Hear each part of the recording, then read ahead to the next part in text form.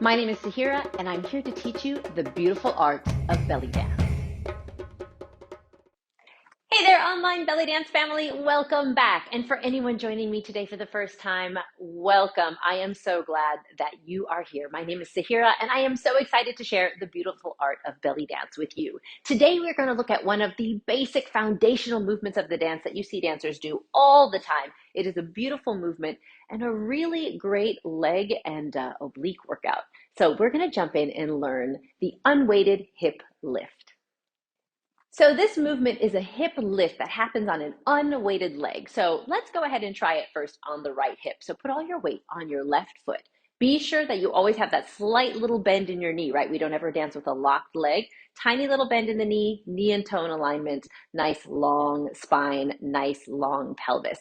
We're going to think about contracting the external oblique to draw the hip up in towards us. You'll find as you do that, your knee will unbend slightly because you've got that right foot there in releve. You can place the ball of your foot on the floor for stability, but the majority of your weight's going to be on that left foot. So the right foot's there to keep you stable, but not necessarily to push into the ground to create this movement. So I want you to watch out for pushing and pushing to create the movement. I want you to think more of using the muscles, using the oblique to squeeze up and using that foot there as a nice solid base to keep you nice and balanced. This knee is going to unbend just because it has to allow for the movement, but I'm not necessarily engaging and lifting the knee to create the lift in the hip for now, right? We're going to try to isolate it down and think about the muscles being used, right?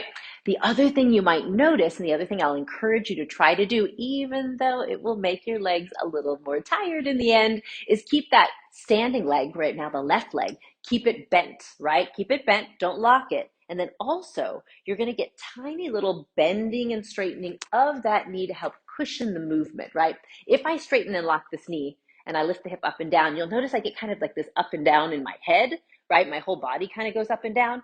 But when I take that knee and bend it ever so slightly, just a little half-inch bend, releasing that straight leg, it's going to cushion the movement so that you can create this hip lift and be nice and steady and even so that when you go to balance a sword on your head or something, you're totally set. Yeah? How's that leg doing? Shall we switch to the other side? Go ahead and stand flat on the right foot. And now let's go ahead and position that left foot on the ball. Make sure that right knee is slightly bent. Squeeze in the left oblique to lift the hip up. Squeeze, lift, drop, lift, drop. So you're actioning the up, squeezing in that oblique, and then just releasing that oblique so that it goes back to neutral. So here's something interesting to note as well. While I'm lifting and then dropping, I'm really lifting up and then dropping back to neutral. Something that we don't really do here is thinking about dropping beneath neutral and pushing our weight over to the other side. So you're lifting, neutral, lifting, neutral, lifting, neutral, lifting, neutral. Keep it going so we can exhaust this leg just like we exhausted the other one. I promise you, no matter how long you do this, your leg always gives out first and not your oblique. That you would think your oblique would get tired, yeah? Squeeze and squeeze. Make sure you're using the left ball of the foot to stabilize you, but not to push necessarily, right? You're not pushing into the ground, but you are getting stability from that leg. So go ahead and use it. Make sure that right knee is gently bending and straightening, but that knee always stays behind the toes, right? To keep that knee safe, you want to think about, even though there's a slight bend here, I am sitting back a little bit towards my heels so that I don't end up canted here over the front of my foot, right? You want to keep the knee nice and behind. That way you are protecting it, right? So lift and drop, two more, and release. Yeah, shake it out. Can you feel it? You feel it there in the thighs and the hips? It's good, right?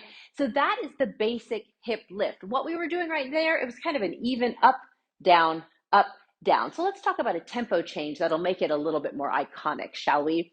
So what we're going to do now is we're going to accent on the up. The down is still going to happen. You have to let it go in order to do it over and over. But the accent is on the up and the down happens in between subtly and quickly. So we're going to think up, up, up, up, up, up, up, up. You're using that oblique to lift. If you would like to get a little extra oomph in the movement, I invite you to also squeeze that right glute and you'll get a little bit more shake to it. And if you've got some coins on, they'll make a little bit more noise, which is fun. Yeah. Up, up, up, up. Be sure this upper body is nice and lifted away from the movement, right? You don't want it to sit down on top of the movement because then everything will kind of bounce. So upper body is nice and lifted, nice long canvas, right? Squeezing, squeezing, left knee is soft. Yeah, right foot has the ball on the floor to help you balance. Let's bring the arms here. Right, left arm up here in fifth, right arm out to the side. Beautiful. Shoulders are rolled back and down. Energy all the way through the ends of the fingertips. Let's go 4, 3, 2, 1. Shake it out. Let's go to the other side. Yeah, put the weight there on the right. We're going to do that same tempo, that same timing that we did on the other side. Knees are soft, arms are up. We're squeezing up, up, up, up. Using that oblique, right? You can also use the glute if you'd like to squeeze in the left glute, squeeze, squeeze, squeeze. Try not to let any emphasis like travel through the whole body, right? If you have a nice sharp movement here in the hip, your goal is to have everything else cool, calm, and collected, yeah? So squeeze, release, squeeze, release. Don't forget to release. If you squeeze and don't release, you just get all tensed up and you can't do more hip lifts, right? So you always want to be sure to release in between each lift, each squeeze. Energy in the fingers. Shoulders are rolled back and down. Are you breathing? Maybe, maybe not. Keep it going. Please breathe. Squeeze up, up, up, up, up, up, up. Let's go for 4 and 3 and 2 and 1. Yeah, how are the legs doing? I'm telling you, it's a really good leg workout. Just standing on that one leg for so long in those tiny little micro bends. It's a good one, yeah? Let's talk a little bit about the detail and review the movement, and then we're going to go ahead and drill it with some music. So once again, our unweighted hip lift, you want to be sure the majority of your weight is on the other foot. We're not standing on this one. It could be a variation, right? You could put weight over there, but for what we're going to do today, we're going to think about all the weight being on the other leg and having just a tiny little bit of support here by using the ball of the foot. Some dancers, and I do this from time to time as a stylistic choice, will put just the tip of my big toe on the ground to make it look very pretty, which is fine. You have to have really good balance on the other side. And when you're drilling for a long time, I'd probably recommend going ahead and using the ball of the foot so that you are nice and supported. You want to make sure you're in alignment. Watch out for any back or forward tilting, right? Pelvis is long, chest is lifted, squeezing in that oblique to lift up.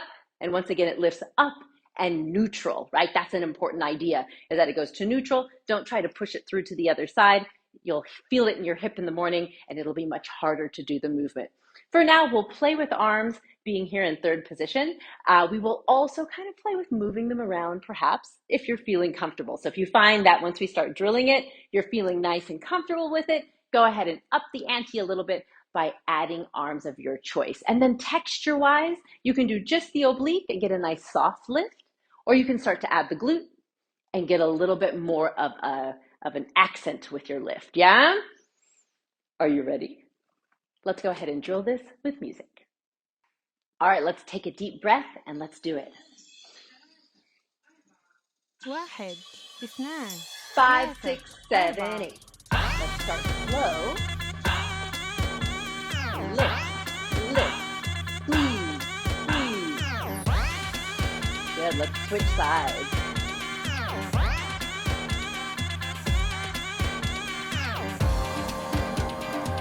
Good, keep it going here on the left.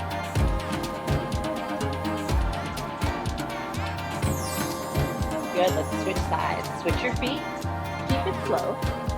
Let's try to move with the arms.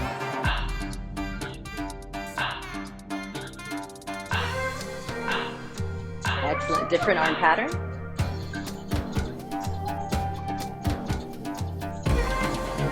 Good, switching sides. Good, nice deep breath. Let's move with the arms. Here we go.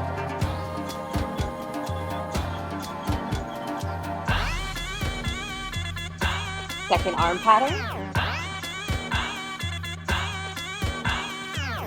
All right, we're going to switch back to the right and double time. Here we go. Squeeze, squeeze, squeeze, squeeze, squeeze, squeeze, squeeze, switch. Keep breathing. Let's switch again. Add that glute in if you'd like.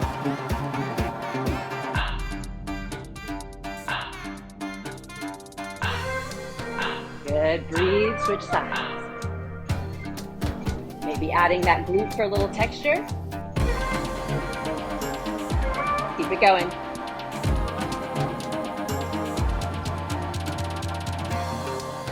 Good, let's switch sides again. Almost there. 4 3 And 2 done. 1. So how did that go? Was it a little exhausting? Whew. Yeah, I can really feel that. That's a really good leg workout right there. Yeah, were you able to take it up to speed? Post below and let me know. I want to hear from you. And what else would you like to learn from the wonderful world of belly dance? I love suggestions and would love to hear from you. And if you enjoyed that tutorial, please give it a thumbs up and don't forget to subscribe to my channel so that I can send you fantastic belly dance content every single week. Thank you so much, and I'll see you on the dance floor soon. Hey there, fabulous dancer. If you enjoyed this tutorial, then you are going to love the 7-day beginner belly dance Jumpstart, which is a free program aimed to get you into a belly dance movement practice with ease and grace, confidence and joy. Come and find out what people all over the world have discovered in the ancient art of belly dance in this free 7-day program.